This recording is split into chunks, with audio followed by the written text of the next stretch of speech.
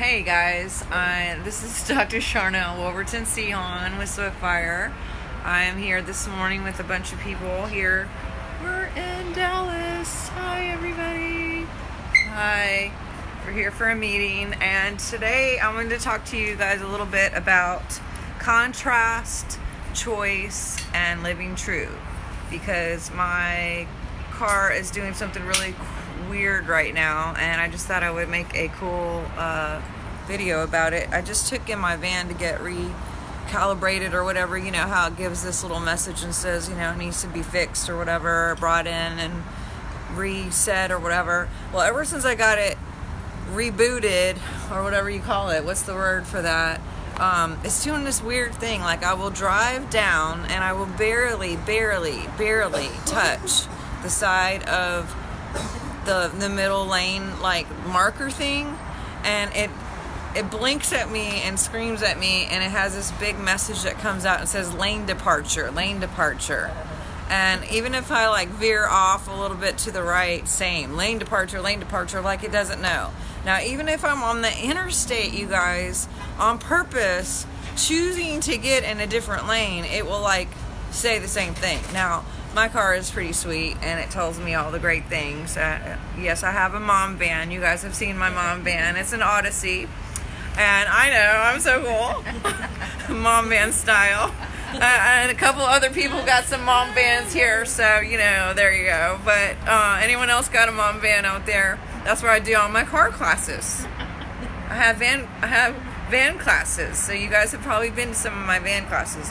This is very important. You should tag and share everybody, because I really am going to have a good message here.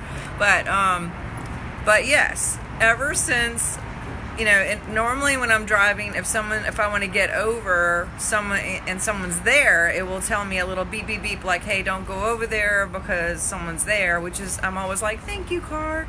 But now it's doing this over the top, like, it's too much, you know, barely you're going over, and even when you're on purpose trying to change over, it says lane departure. Now, why is this important? Because we're going to talk about contrast, choice, and living true today. And I started thinking about how that is with our body, our physical body. You can tell whenever you're about to make a choice that's off, right? Can you tell in your feeler and your feeling world, like in your heart and in your tummy and this down part, like, there's something going on whenever when you're in the middle of decision making and you're trying to make a true choice. If we can really pay attention to that gut and to that thing inside, you have this ability within your own body to say, hey, you're about to make a lane change. You're about to go outside of your lane that you need to go in. And so I want to talk just a little bit today about the science of this, because I think it's really important. Now, you know, we've talked about living true. I had an encounter with this being that showed up. There was two of them, but one of them had spoke to me and said they're not truly living unless they're living true. Tell them they're not truly living unless they're living true. And I've always known this being, this angel, was this messenger to be known as true. And what goes on a science level when you are outside of your boundary, outside of your lane, is there are 1,500 chemicals that are released from your brain into your body that saturate your body, that cause your immune system to be weak, your cells to be weak, and your organs, everything. You're basically like a dill pickle, a pickle being marinated, especially at night. If you make poor decisions or you do the wrong thing, you're saturating yourself in these chemicals that cause you to be weak. That's why muscle testing works, because you can muscle test and say, should I do this, should I not do this, and you will go weak if it's a bad thing, but you'll be strong if it's positive. So going back to that, there are chemicals that release when you are making a positive choice, and you are living true, and you are doing the true thing. So what is living true? Let's mention a few things, because it's not just about telling the truth with your face and your mouth and your words. Living true is about the whole thing. It's about the choices that you make, whether you eat, drink, and whatever you do all for the glory or the light and the radiance of God, the God in here. And so it could be making choices about living true with your job. It could be about living true with your relationship, with your partner, with your sister, with your friends, with your kids. It could be a time truth thing for you. Meaning, not maybe, we should all have balance, but there are days and times when maybe you should be working more and doing more. And then there's other times when you should be doing less. Like Solomon would say, there's a time for this, there's a time for that. It's true. There are times when you should rest, and there's times when you should really, really work. So you could be super, super lazy, and you're supposed to be, and you could be super type AA, like living it hardcore red, and you're supposed to be. But if you're not, then that's when you're not living true, right? So pay attention to those kind of things. Food choices, exercise. What are some other things that we can be true or not be true about? Partnership with people that we are going out with and being in relationship, whether it's work, business, emotional relationships, all kinds of different things. So again, living true is not just about saying I'll be there at 7 o'clock and really being there. Living true is not just about making a promise or breaking it. Living true is about your whole life, of everything that you are in this existence here, in this body, in this earth suit. And so there are lots of different things that we need to do that. Now, one time I'll tell you, I had saw this picture of these kids within this fence, and some people had like a little tiny fence and some people had a ginormous fence.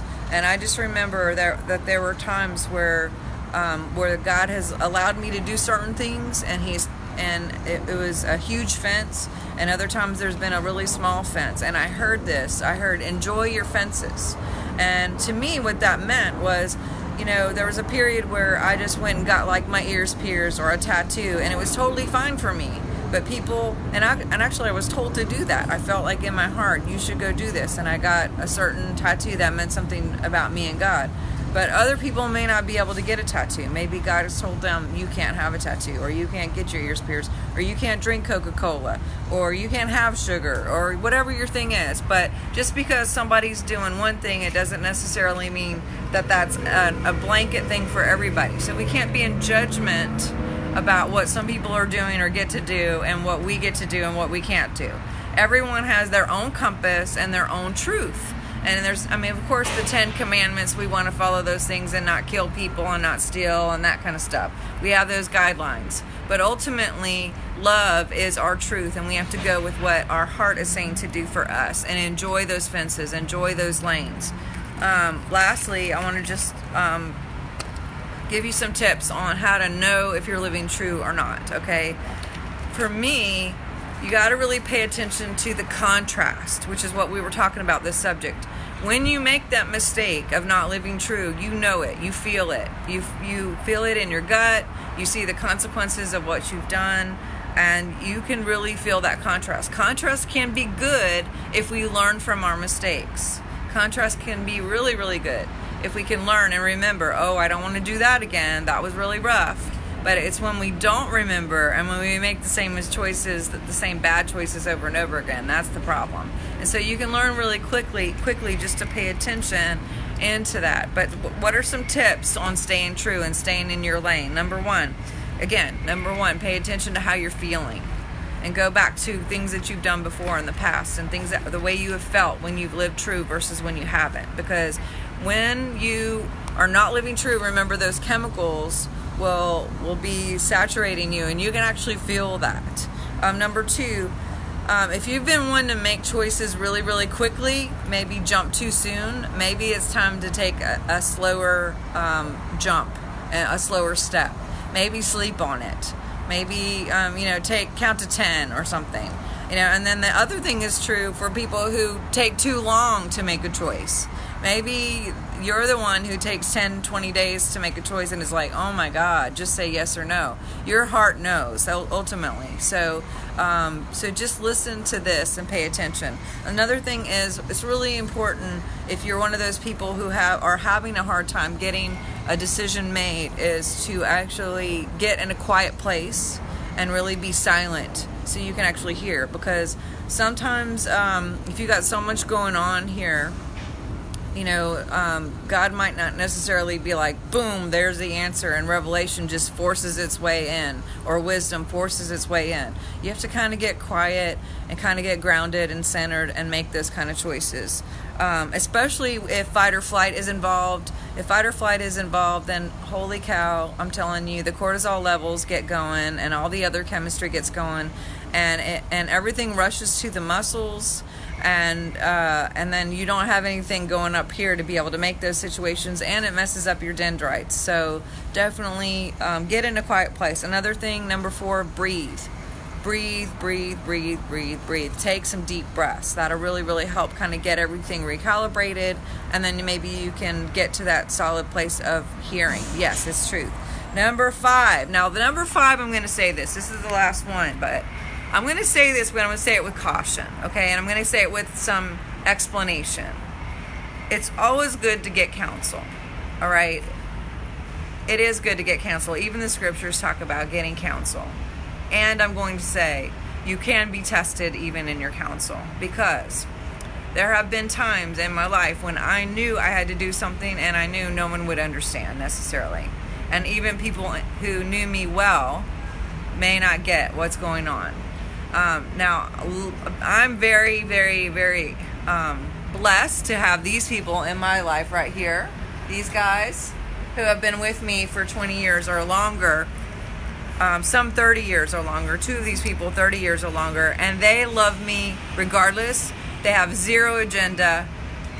They're completely unconditional. And they're the kind of people, and Bob Stevens too, who if I go to them and say, what do you think? They're going to say, ultimately, it's what you think. And they're going to put it back on me. I remember the first time I even said something to Bob, Bob was like, never, ever, ever ask me. Your heart knows. Because you don't want to get in a relationship where you're enabling each other and you're being controlled, and or, you know, honestly, there are people who have agendas at times, and they may, you know, it can get twisted. So ultimately, yes, counsel's great. Is if you have wise counsel, that's the key. It has to be wise counsel, and usually wise counsel will look a lot like this. I don't know. Did you pray about it? I don't know. What does God say about it? And they're there for you and they support you, but ultimately they're putting it right back in your court to say, hey, what's going on in your heart? What's going on with your compass? Because this compass is north. That's a real friend. That's a person with counsel. That's a person who, like these guys here that you just saw, I don't think there's anyone here that I've been running with for 20, 30 years that hasn't come back to me and said, you know what? I support you, whatever you're going to do, and I know you're going to make the right choice. And even if you make the wrong choice, we love you. That's the kind of friends that I have right here, and I appreciate all of you guys. I love you. So, ultimately, your heart knows, and counsel is good, but follow wise counsel. And wise counsel would say, do what God says. God in here knows, and if you can get quiet enough and breathe and rest and get to a place, you can actually hear what's going on, hear that voice of what he says. So ultimately, check that out. Now, I hope this has helped you stay in your lane. I hope that you will be more aware of your feeling world, so you know if your car is getting into a lane that shouldn't or going off the road here. And I hope you're paying attention to those things. I hope this was helpful to you. If it was, please tag and share. You guys can subscribe to my YouTube. You can follow me for more resources. I have a great website, swiftfire.org, where we have CDs and DVDs and lots of blog articles on these subjects and tons of videos, and we do consultations. We have meetings coming up, so check that out at Swiftfire, SWIFT, fire.org. I hope this was good for you. And you guys, voter victory, we have quite a month here coming up of meetings between now and October. We're going to be in Dallas here. We are in Dallas here now. We're going to be in Destin in a week. We're going to be in New York at Life Illuminated. Get your tickets for that. And we'll be in Hollywood or Los Angeles, California in October. So I have to look around and go, where am I going to be? We'll figure it out. So check out my website and check out this Facebook for all of that. But follow me, tag, and share. I love you guys. Talk to you soon. All right, bye.